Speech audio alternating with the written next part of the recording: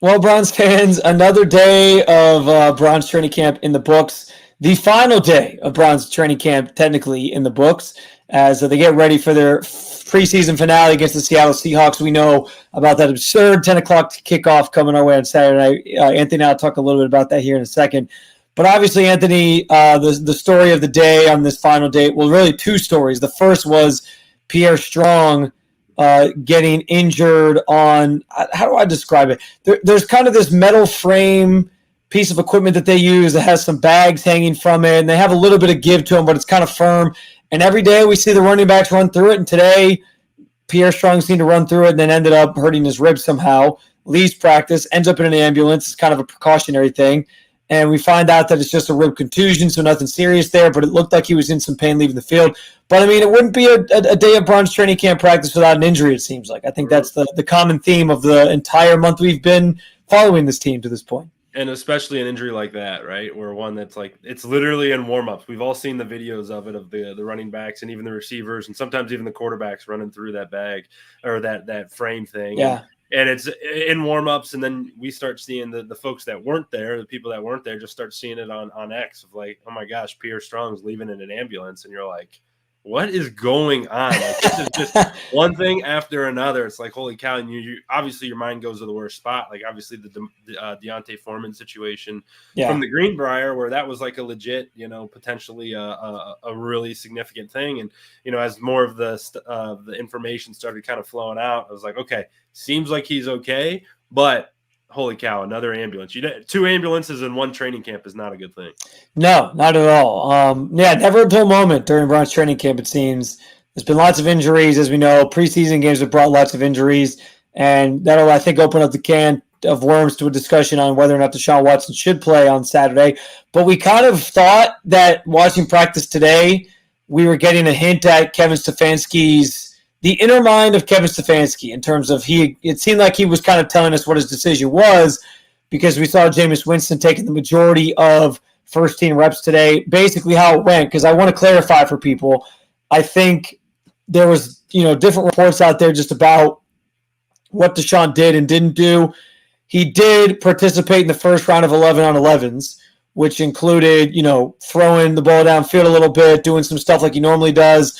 And that was like straight up, like, if I remember correctly, it was straight up like Browns offense versus Browns defense.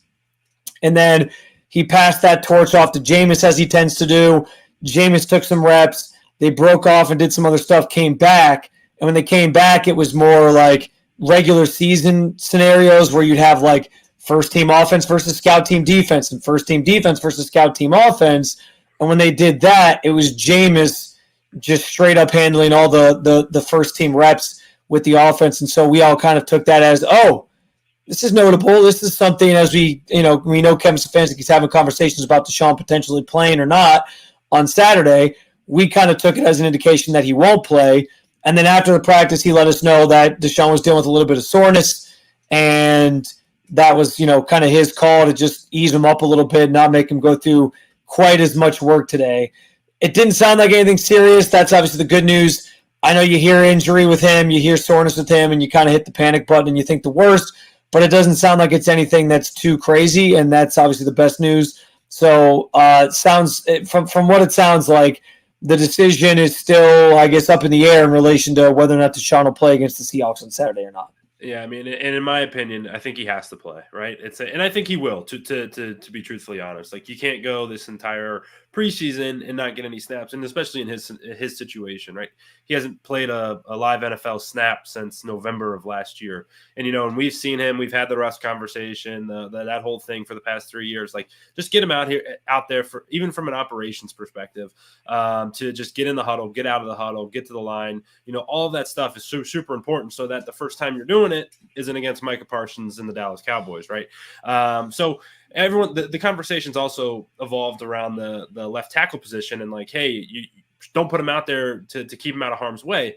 The nice part is in preseason, you can pretty much block it up however you need to, right? If you're going to pass the ball, make sure that the left side's protected. You don't have to get all creative to try to scheme it up to win, because, again, you're just trying to go through the motion. So I'm hopeful that he does play on Saturday. And it's hard to take Kevin at his word sometimes because there's a lot of stuff that seems to change he went from 1 week saying he was going to play to the next week saying he wasn't sure. So of course you can't trust Kevin Stefanski. Right. And not that it's in a bad way, but it's just everything. Yeah. It always is. You take it all with a grain of salt. Yeah. Right. So I'll say this. Like I think every rep matters for Deshaun. I do. So if he can get those in on Saturday, I think it's definitely valuable for the big picture of getting him ready for the season. I'm not going to dispute that. What I will say, though, and I've kind of thought about this the last couple of days, I don't know if like 15 plays in that scenario is going to be the difference between him starting hot and having like a great start to the season or him starting like he did last year where he had kind of a sloppy, rough start or a sloppy, rough game against Cincinnati in week 1. And I don't mean I'm not saying he can't start hot, but I'm just saying like is 15 plays against the Seahawks first team defense maybe going to make or break that? I don't think so. Like it's about the whole body of work that he's gotten this entire training camp. If he had played more in the preseason, I think that'd be helpful. I think him playing in the preseason is more about like fans and wanting and like us in the media wanting to see him do something so that we can kind of go into it like, oh, here's what we can expect from Deshaun. But I don't know that it's going to make or break. And I'm not trying to say you're wrong because I do think the reps do matter. I just don't know, like at this point, if I'm like splitting hairs over like 15 plays, if that's going to be the thing that now makes me believe, oh, okay, if he has a good 15 plays, now he's going to start really, really hot the first series and the first, couple plays of the game against the Cowboys because it's a completely different thing. And I just think generally he starts slow anyway, and this offense starts slow. Yeah, I agree with you. The hay's in the barn, right? What's going to be on September 8th is what's going to be, like you said. I couldn't agree more with that. And, you want them to get off to a good start. And it seems to this point, I don't know. I guess it doesn't seem to this point. There's been conflicting reports, right, of what this camp has looked like. And, you've been there more than the normal person has. And there's been some good and there's been some bad. And it's like, all right, This has been for a camp that in a year that the sense of urgency needs to be at its highest that it's ever been. You're hoping you'd come out of this and, we're at the end of camp now. Today was the last day of the actual training camp. You'd hope it would have been more positive than it was negative. And obviously you're fighting a lot of injuries and stuff like that, but still this year feels like a make or break year, for Deshaun Watson. It seems like, hey, the fans are fed up with, the whole waiting process. The team is like, it's either going to happen in 2024 or the Browns are back to the drawing board. And, you wish that sense of urgency would be a little bit higher and it would be showing a little bit more, in training camp.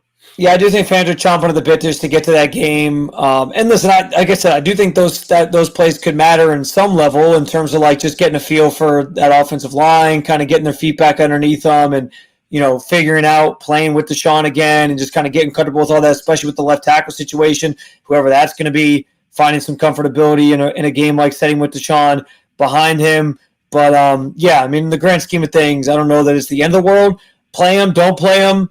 But we'll see how that shakes out obviously on Saturday night. I know we're all going to be paying attention to see how far he goes into a game if he plays at all. I will say I was just texting with some buddies last night and I was like, in Browns fan world, Browns nation, it's like this third preseason game is damn near the Super Bowl, right? It's like everyone is like locked in on what's going to happen. And we got to remember it's just the preseason week 3. Like what happened last year, we played the Chiefs and had a couple good drives. Juan Thornhill pick 6, and I couldn't tell you what else happened. After, And it has been a mixed bag. Like Deshaun's had some good moments, he's had some bad moments. I try to keep it 100 when it comes to him. I know people are going to accuse me of being just in the negative side of the. Everyone's going to say I'm in the negative news media who doesn't actually. I just want to see Deshaun fail. I don't think that's true. I've commented on some good plays he's had. I've commented on some bad plays he's had. And that's not all his fault either because the offensive line is still, I think, kind of getting acclimated as well. And that's another thing that assuming a lot of the starters play Saturday, which it sounds like they will, that's another thing I think fans are going to be watching for is like what that group looks like, how in sync they are, if they're kind of if things are looking a little bit better. And that's as big of a proponent as Deshaun's play in week 1 is what that group in front of him looks like to give him time and allow him to do some things. So definitely some stuff to pay attention to on Saturday. and we'll all be watching however long it is, even though it's going to be at 10 p.m. at night, and we're all going to be falling asleep halfway through that game. I would say at the positive front on the tackle position, it did kind of surface today that Jack Conklin was working before practice. He wasn't with the team, or not he was just kind of doing a solo workout, and he was doing some left tackle drills, right? So you don't know what that means. Again, don't read too much into it. Maybe it's just him kind of working up that left side just so he could be that swing piece. But it does look like he's hopefully making strides to come back. This is really the first time we've seen him, do football stuff, and the fact that he's doing football things at the left tackle side, I think, is a big deal. Yeah, I did see that video that was shared on social media. I wasn't out there at that time, but that's fascinating because the first of all, that gives you insight into two things. A, they're going to be flexible and try to figure this thing out and find a way to make it work. But B, it also maybe gives you some insight into how Jedrick Wills is doing, and the fact that maybe he's not going to be ready anytime soon, which is obviously concerning as well. So, in terms of just camp overall, Anthony, I want some of your overarching themes, some things that stood out to you. I know you weren't there every day, obviously, but just from your, bird's eye view, the observations that you've kind of picked up on, what do you think, other than, I guess, like the injuries that seem to continue happening, what were some things that just kind of stood out that was reported and that we've obviously written about over at Cleveland Browns on SI? Yeah, I think the number one thing that has stood out to me in a positive light has been Jerry Jeudy. Right. This is a guy who obviously Cleveland traded for. They've been interested in for the past couple of years. And, he's been solid in Denver. Never was the elite guy that Denver drafted him to be. And a lot of that feels like it was on the quarterbacks that he played with. And finally him getting a fresh start.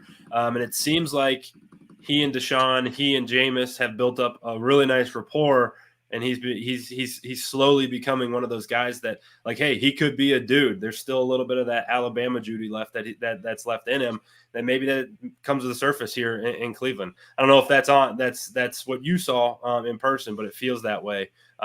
Just watching from a bird's eye view. Yeah, I would say that's probably one of the biggest standout things from camp this year. I think to take it to another level, like him and Deshaun's connection has seemed really, really strong. That could be fool's gold because it's just training camp, or that could be a legitimate thing. But I think, too, given that Jeudy, he was kind of in and out during the spring because he was dealing with some injury stuff, in and out at times during training camp because of the same injury stuff.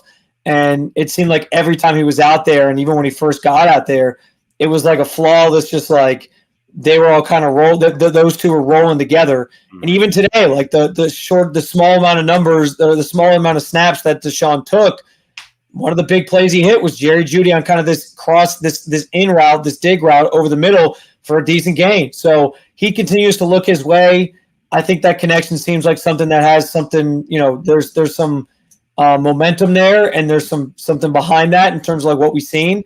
And hopefully that translates as well to the regular season, because I think those two have shown that they can produce some beautiful. If it's a symphony, they can produce some beautiful music together this season. And two, Spence, it's like that is going to unlock something for this offense that they haven't really had, right? It's been the last 2 years. It's really been Amari Cooper, and then like the number 2 option might as well be the 4th option, right? It's been a mix of Njoku and Elijah Moore a little bit, but like there really hasn't been that number 2 option, and this is going to give the Browns offense so many more levels to attack at, right? You're obviously going to have Amari Cooper, who's going to be the best receiver we have, one of the best in the league. Then you're going to have Jerry Jeudy. Then it's going to open up stuff for Elijah Moore, where he doesn't have to face 2 guys or whatever the case may be. He can get some one-on-one matchups. And then it's going to open up stuff for David Njoku, where if he gets hot, you can't double him, because what are you going to do? Single up Cooper and Jeudy? There's going to be just so many things that a legitimate number 2 guy can open up for this offense. And I'm really excited to see how they exploit that portion of the offense. Yeah, it's a good point. Some other things that just have stood out, Myles Garrett being Myles Garrett. I mean, he's been dominant all camp. You kind of, I don't want to say you forget about him, but you kind of just expect that he's going to make a play every time that he's out there with the ones. And so, forgetting about him is the wrong word, but it's kind of like he makes these plays and you're just like, oh, yeah, all right, Myles Garrett made another play. And you just kind of like, you memory bank it, but you're not like dwelling on it because you just kind of assume that's what he's going to do. Conversely to that, the offensive line struggles. It's more than just the left tackle thing. There's been communication issues there. And so that's been, I think, on the negative side, like an issue that they're still trying to iron out, which is maybe why some of these snaps this weekend could be valuable to them. And I also think there seems to still be some miscommunication stuff with these choice routes, different things that they're doing with this offense. And I think that'll take some ironing out early in the season as well. So that's another area where I think there's some room to grow. In terms of individual standouts, though, there's been a number of players, and we can hit on a few here. But I before today, like I think Pierre Strong has had a really good camp in the running back room that we know is kind of, I don't want to say makeshift, but you're kind of waiting to see what Nick Chubb's going to be like, and so you're trying to find some people to step up. And he's obviously a great as a returner for this team. I think he's been great. I think Cedric Tillman has had the camp that the Browns kind of hyped him up leading up to this time, and he's had a really good camp. I think on the defensive side, Miles Harden, the rookie, the 7th-round pick, he's had a really good camp. Mohamed Diabate has had another really good camp to the point where the last couple of days, like he's been running with the ones, even ahead of like a guy like Devin Bush, who's I'm assuming still makes this roster because they need linebackers right now and they got a lot of guys hurt there. But yeah, like Mohamed Diabate's been impressive once again. Quentin Jefferson's been great. Like that defensive tackle room has a lot of pieces that could make this team that are vying for spots. And so that's another interesting one. Anybody else that kind of stood out to you? Yeah, my biggest one is MJ Emerson, right? That's a good one. It's a good answer. This is an emerging star, right? You know, this is a It's guy. funny you say that. It's not that he hasn't stood out this camp. He's been great. But I kind of forget about him in a way because I kind of already assumed after last year, like, this guy's the next big thing. Like when Denzel Ward gets a little older and his contracts in the later years, they're just going to kind of pass the torch to him is kind of my assumption. It's almost the same conversation, and it's amazing to talk about him in this light. But the same thing you said about Myles Garrett, like you just expect. We're just at the point now we're expecting MJ to be great, and you know when he goes against Justin Jefferson for 2 straight days and just has his wins, has his losses, but just accepts the challenge like it's his, and is like, yeah, I'm gonna play against the greatest in the game. I'm gonna line up, foot to foot with him and see what I can do. And he more than holds his own, and then gets a tip of the cap from Jefferson afterwards. It's like, all right, Cleveland has an absolute dude here, and it's like, okay, like you said, as Denzel gets maybe a touch older with the news of his most recent concussion, you never know how that's gonna shake. It's like, all right, you have a guy that you can definitely lean on to kind of take that torch and be another lockdown guy in that second. Yeah, that was another story we didn't hit on earlier in the show, but confirmed by Kevin Stefanski that Denzel Ward had another concussion, so it was the 5th of his career. That's at least been documented, which obviously is unfortunate news. But he's been adamant he's going to continue to play and all that, so we'll see. But that's the type of stuff that when you talk about contract extensions and how long a guy can play, that stuff obviously matters. Anybody? Maybe we can wrap with this because we know roster cut down days less than a week out. Next Tuesday, got to make the roster 53 guys. Anybody you think is on the roster bubble? Guy that's kind of earned a spot that maybe you didn't think. Guy that you thought was going to make the roster that now is maybe on the outside looking in. Just anybody that you maybe want to throw out there names wise that we can kind of get into quickly. Yeah, I think that the name that really comes to mind in this situation is Siaka Ika, right? This defensive line room is so crowded, and they brought a couple guys in. They brought some guys back from last year in Mo Hurst and Shelby Harris, and that's just drafted Mike Hall, as we know. Yeah, drafted Mike Hall, and all that stuff, and to come out in camp and just see that Ika, in a year where his sense of urgency needs to be at its highest because clearly they didn't see enough from him last year or they wouldn't have brought in a bunch of dudes. It's been a lot of that negative light around him right now. And it's like, okay, he's definitely on the bubble. He's a high draft pick. They use a nice piece of capital on, and it looks like he's going to be, on his way out as opposed to making this roster just because that defensive line room is so crowded. Yeah, I think that's a good one. I'm going to be honest. I've barely heard his name mentioned. I've barely thought about him out there on the field. He just has been basically non-existent, and that's not good when you're trying to make this team in a deep room. And it's unfortunate because he's a 3rd-round pick. I think the Browns thought they had some high hopes for him. But, yeah, I would say unless he has like some amazing preseason game this weekend, I don't think, even then, I think it'd be a stretch for him to make this roster. And I think a telltale sign was that he was in on the final snap against the Vikings last week, and it's like, all right, it's week 2. It's week 2 of the preseason in your second year, and you're playing in the fourth quarter. Yeah, not a good sign. One for me that I thought probably would have made this roster that now I'm not so sure on is Justin Hardy Sr., the Cleveland native cornerback. He's a veteran in this league, special teams guy. The special teams element to his game could be the reason why he maybe makes the team still. But I don't know that he's the lock that he once was, because I'm going to be honest, like I thought Khalif Halassi was kind of a bubble guy, and I thought he was kind of on the bubble even maybe now, but he's been coming into this week, but between him and Hardy, but he's had an amazing camp before now. And then on top of that, you throw in like he has been the go-to guy this week with Denzel Ward out, the next guy up at that left cornerback spot. So that's pretty telling in its own right. And so, yeah, I think Justin Hardy could be a guy that's on the bubble here in the secondary. And that secondary group, like the defensive tackle group, is so deep that there's some tough decisions that have to be made there. I'm also very curious about the running back room because, listen, Jerome Ford's making this team. I'm assuming Deontay Foreman's making this team. I'm assuming Pierre Strong's making this team unless that injury, it's a contusion, which isn't that serious. So I'm assuming he's in because he's at a great camp as a special teamer and a running back. Nyheim Hines is interesting because he's probably a better returner.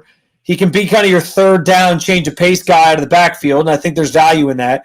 But, man, when you're injured and you haven't played a snap or done anything in training camp, you just never know with some of these guys, with some teams.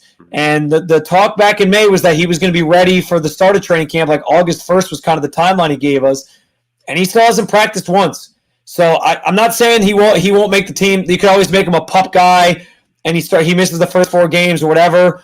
But I'm curious about him because, like I said, if you haven't practiced once, I mean, maybe another good example is DeAnthony Bell. DeAnthony Bell hasn't practiced this whole year, and that was a guy who was on the bubble the last 2 years, and he made the roster because, kind of a feel-good story. But when you haven't practiced all camp, I don't know that there's a guarantee that you just make this roster and, you're just because, maybe you're owed something or whatever from previous years. Like, I think those are both 2 guys that are maybe in a little bit of trouble here, even though I think Hines ultimately does make the roster because they signed him as a free agent. I think they probably value him to get involved in this offense here down the line.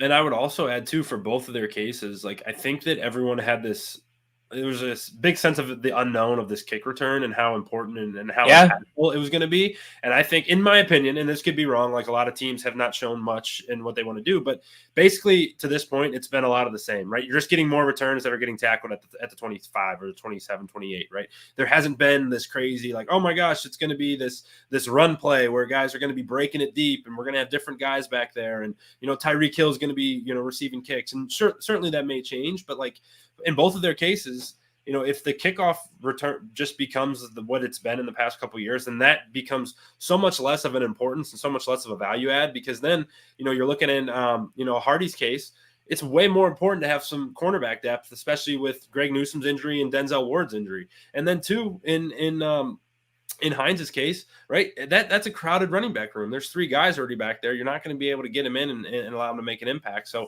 I wonder how much that plays a role because I just haven't seen what everyone thought this kickoff was going to be and how it was going to change the roster as people were predicting. I don't think it's going to do that. So that'll definitely affect, that roster bubble, I think, in my opinion. I'm with you on the kickoff, and I think it's going to take like 5, 6, maybe 7 weeks, and teams are going to start being like, all right, what's the average return distance on these things? And if it's right around the 30 anyway, I think teams are just going to say we're kicking it in the end zone. So, yeah, I think that's a fair point. Like, what's the value of a guy who's kind of brought in to be a returner if they're not that I think Hines can contribute in other areas because I think he can be that third, like I said, that third down back, a pass catching back, but you also know you're bringing back Nick Chubb at some point. So what are you going to do? You're going to keep 5 running backs on this team? I just think that's impossible. Mm-hmm. So, like if him and Hines both end up on the PUP list to start the year, they have to miss the first 4 games. Or if they end up as the IR guys designated to return, they both have to miss 4 games.